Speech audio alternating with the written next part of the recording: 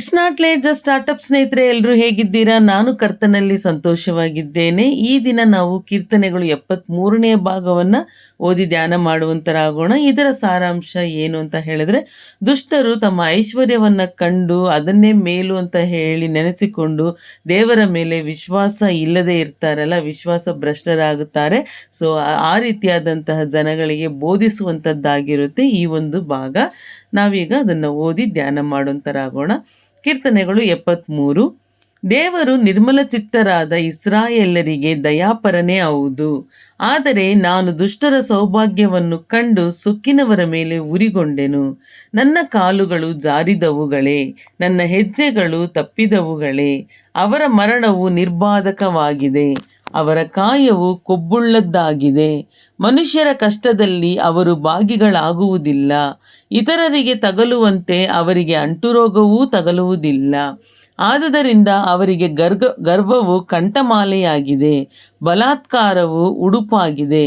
ಕೊಬ್ಬಿನಿಂದ ಅವರ ಕಣ್ಣುಗಳು ಮೇಲೆ ಅವೆ, ಅವರ ದುಷ್ಕಲ್ಪನೆಗಳು ತುಂಬಿ ತುಳುಕುತ್ತವೆ.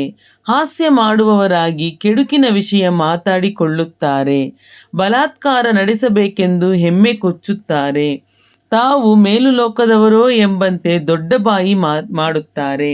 ಭೂಲೋಕದಲ್ಲೆಲ್ಲ ಅವರ ಮಾತೇ ಮುಂದು.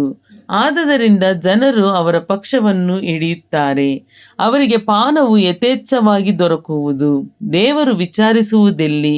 ಪರಾತ್ಪರನು ಚಿಂತಿಸುವುದುಂಟೋ ಅಂದುಕೊಳ್ಳುತ್ತಾರೆ. ನೋಡಿರಿ, ದುಷ್ಟರು ಇಂಥವರೇ. ಅವರು ಸದಾ ಸುಖದಿಂದಿದ್ದು ಸ್ಥಿತಿವಂತರಾಗಿ ಹೋಗುತ್ತಾರೆ. ನನ್ನ ಮನಸ್ಸನ್ನು ನಿರ್ಮಲ ಮಾಡಿಕೊಂಡದ್ದು, ಶುದ್ಧತ್ವದಲ್ಲಿ ಕೈ ತೊಳಕೊಂಡದ್ದು ವ್ಯರ್ಥವೇ ಸರಿ. ನಾನು ಯಾವಾಗಲೂ ವ್ಯಾಧಿಪೀಡಿತನಾಗಿದ್ದು ಪ್ರತಿದಿನವೂ ದಂಡಿಸಲ್ಪಡುತ್ತಾ ಇದ್ದೇನಲ್ಲ. ನಾನು ಈ ಪ್ರಕಾರ ಬಾಯಿ ಬಿಡುವುದಕ್ಕೆ ಮನಸ್ಸು ಮಾಡಿಕೊಂಡಿದ್ದರೆ ನಿನ್ನ ಭಕ್ತ ಕುಲಕ್ಕೆ ದ್ರೋಹಿಯಾಗುತ್ತಿದ್ದೆನು. ನಾನು ಇದನ್ನು ಗ್ರಹಿಸಿಕೊಳ್ಳಬೇಕೆಂದು ಎಷ್ಟು ಚಿಂತಿಸಿದರೂ ಅದು ಒಂದು ಕಷ್ಟಕರವಾದ ಮರ್ಮವೆಂದು ತೋಚಿತು. ಆದರೆ ದೇವಾಲಯಕ್ಕೆ ಹೋಗಿ ಅವರ ಅಂತ್ಯಾವಸ್ಥೆಯನ್ನು ಆಲೋಚಿಸಿದಾಗ ನನಗೆ ಗೊತ್ತಾಯಿತು. ಹೌದು, ನೀನು ಅವರನ್ನು ಅಪಾಯಕರ ಸ್ಥಳದಲ್ಲಿಟ್ಟು ಬೀಳಿಸಿ ನಾಶ ಮಾಡಿಬಿಡುತ್ತೀ. ಅವರು ನಿಮಿಷ ಮಾತ್ರದಲ್ಲಿಯೇ ಹಾಳಾಗಿ ಹೋಗುತ್ತಾರೆ. ಭಯಂಕರ ರೀತಿಯಿಂದ ಸಂಹಾರವಾಗಿ ಮುಗಿದು ಹೋಗುತ್ತಾರೆ. ಎಚ್ಚರವಾದವನು ಕನಸನ್ನು ಹೇಗೋ ಹಾಗೆ, ಯೆಹೋವನೇ, ನೀನು ಹೇಳುವಾಗ ಅವರನ್ನು ಮಾಯಾರೂಪರೆಂದು ಭಾವಿಸುತ್ತೀ. ನನ್ನ ಮನಸ್ಸು ನೊಂದು ಹೋಗಿತ್ತು, ಆಂತರ್ಯದಲ್ಲಿ ಅಲಗು ನೆಟ್ಟಂತಿತ್ತು. ನಾನು ವಿವೇಕಹೀನ ಪಾಮರನಾಗಿ ನಿನ್ನ ದೃಷ್ಟಿಯಲ್ಲಿ ಕೇವಲ ಪಶುವೇ ಆಗಿದ್ದೆನು. ಆದರೂ ಸದಾ ನಿನ್ನ ಸನ್ನಿಧಿಯಲ್ಲಿಯೇ ಇದ್ದೇನೆ. ನೀನು ನನ್ನ ಬಲಗೈಯನ್ನು ಹಿಡಿದು ನಿನ್ನ ಚಿತ್ತವನ್ನು ತಿಳಿಯಪಡಿಸಿ ನನ್ನನ್ನು ನಡೆಸಿ ತರುವಾಯ ಮಹಿಮೆಗೆ ಸೇರಿಸಿಕೊಳ್ಳುವಿ. ಪರಲೋಕದಲ್ಲಿ ನನಗೆ ನೀನಲ್ಲದೆ ಮತ್ತಾರು ಅವಶ್ಯ. ಇಹಲೋಕದಲ್ಲಿ ನಿನ್ನನ್ನಲ್ಲದೆ ಇನ್ನಾರನ್ನೂ ಬಯಸುವುದಿಲ್ಲ. ತನುಮನಗಳು ಕ್ಷಯಿಸಿದರೂ ನನ್ನ ಆತ್ಮಕ್ಕೆ ಶರಣನೂ ನನ್ನ ಶಾಶ್ವತವಾದ ಪಾಲು ದೇವರೇ. ಇಗೋ, ನಿನ್ನನ್ನು ಬಿಟ್ಟವರು ನಾಶವಾಗುವರು. ನಿನಗೆ ದ್ರೋಹ ಮಾಡಿದವರೆಲ್ಲರನ್ನೂ ನಿರ್ಮೂಲ ಮಾಡುತ್ತೀ. ನನಗಾದರೋ ದೇವರ ಸಾನ್ನಿಧ್ಯವೇ ಭಾಗ್ಯವು. ಕರ್ತನೇ, ಯೆಹೋವನೇ, ನಾನು ನಿನ್ನನ್ನು ಆಶ್ರಯಿಸಿಕೊಂಡವನಾಗಿ ನಿನ್ನ ಮಹತ್ ಕಾರ್ಯಗಳನ್ನು ಪ್ರಕಟಿಸುವೆನು. ಹಲ್ಲೆಲೂಯಾ. ದೇವರ ಪರಿಶುದ್ಧ ನಾಮಕ್ಕೆ ಸ್ತೋತ್ರವಾಗಲಿ. ನಾನು ಈಗ ಓದಿದಂತಹ ಈ ಒಂದು ಕೀರ್ತನೆಗಳ ಭಾಗ ನಿಮ್ಮೆಲ್ಲರಿಗೂ ಆಶೀರ್ವಾದವಾಗಿತ್ತು ಅಂತ ಹೇಳಿ ನಾನು ವಿಶ್ವಾಸಿಸ್ತೇನೆ. ಈ ಒಂದು ಭಾಗವನ್ನು ಸುಮಾರು ಸಲ ಇದಕ್ಕೆ ಮುಂಚೆ ನಾನು ಓದಿದ್ದೇನೆ. ಬಟ್ ಅವತ್ತು ನನಗೆ ಸಿಕ್ಕಂತಹ ಸಾರಾಂಶಗಳು ಬೇರೆ ಇದ್ದರೂ ಕೂಡ ಈಗ ನಾನು ಓದಬೇಕಾದ್ರೆ ಇದರ ಮೂಲಕ ದೇವರು ನನ್ನೊಂದಿಗೆ ಮಾತಾಡಿದ ವಿಷಯವನ್ನು ನಿಮ್ಮ ಜೊತೆ ಹಂಚ್ಕೊಳ್ತೇನೆ. ಅದೇ ರೀತಿ ನಿಮ್ಮೊಂದಿಗೆ ದೇವರು ಏನಾದರೂ ಮಾತಾಡಿದ್ದಾರೆ ಅಂತ ಅನ್ನೋದಿದ್ದರೆ ದಯವಿಟ್ಟು ಕಮೆಂಟ್ ಮಾಡಿ. ನಾವು ಒಬ್ಬರಿಗೆ ಒಬ್ಬರು ದೇವರ ವಾಕ್ಯಗಳ ಮೂಲಕ ಬಲಪಡಿಸಿಕೊಳ್ಳೋಣ.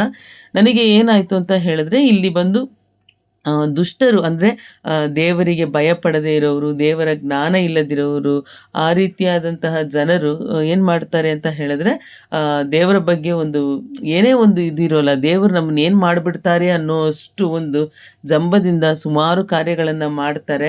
ಅವರು ಸಾಯಬೇಕಾದ್ರೂ ಕೂಡ ಒಳ್ಳೆ ಸ್ಥಿತಿಯಲ್ಲೇ ಸತ್ತಿರ್ತಾರೆ ಅಂತ ಹೇಳಿ ಅಂದ್ಕೊಳ್ತಾರೆ ಅಲ್ವ ಜನ.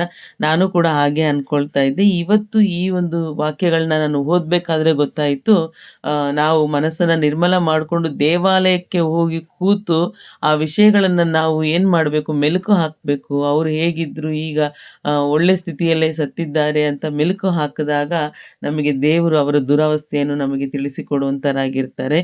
ಸೊ ಈ ವಾಕ್ಯವನ್ನು ಬಂದು ದೇವರು ನನಗೆ ಇವತ್ತು ಹೊಸ ರೀತಿಯಲ್ಲಿ ನನ್ನ ಜೊತೆ ಮಾತಾಡಿದ್ದಕ್ಕಾಗಿ ದೇವರಿಗೆ ಸ್ತೋತ್ರ. ನೀವು ಕೂಡ ಪ್ರತಿದಿನ ಒಂದಲ್ಲ 2 ವಾಕ್ಯ, ಒಂದು ಅಧಿಕಾರ ಅಲ್ಲ, ಒಂದು ವಾಕ್ಯ ಆದರೂ ಓದಿ ನೀವು ನಿಮ್ಮ ಡೈಲಿ ಆಕ್ಟಿವಿಟೀಸ್‌ನ ಸ್ಟಾರ್ಟ್ ಮಾಡಿ. ದಯವಿಟ್ಟು ದೇವರ ವಾಕ್ಯದಲ್ಲಿ ಬೆಳೆಯುವಂತರಾಗಿ, ಅದು ನಿಮಗೆ ಒಂದು ರಕ್ಷಣಾ ಕೋಟೆಯನ್ನ ನಿಮಗೆ ಕೊಡುತ್ತೆ. ನೀವು ದೇವರ ರಕ್ಷಣಾ ಕವಚದಲ್ಲಿಯೇ ಕೂಡ ಯಾವಾಗಲೂ ಇರ್ತೀರಾ. Thank you so much. God bless you. Have a good day. Praise the Lord. Hallelujah. ನಮ್ಮ ಚಾನೆಲ್‌ನ ಇದೇ ಫಸ್ಟ್ ಟೈಮ್ ನೋಡ್ತಾ ಇರೋದಾದ್ರೆ ದಯವಿಟ್ಟು ಸಬ್ಸ್ಕ್ರೈಬ್ ಮಾಡ್ಕೊಳ್ಳಿ. ನಿಮ್ಮ ಫ್ರೆಂಡ್ಸ್ ಆ್ಯಂಡ್ ಫ್ಯಾಮಿಲಿಗೂ ಕೂಡ ಹೇಳಿ, ಸಬ್ಸ್ಕ್ರೈಬ್ ಮಾಡ್ಕೊಳ್ಳೋಕೆ ಹೇಳಿ. Thank you so much.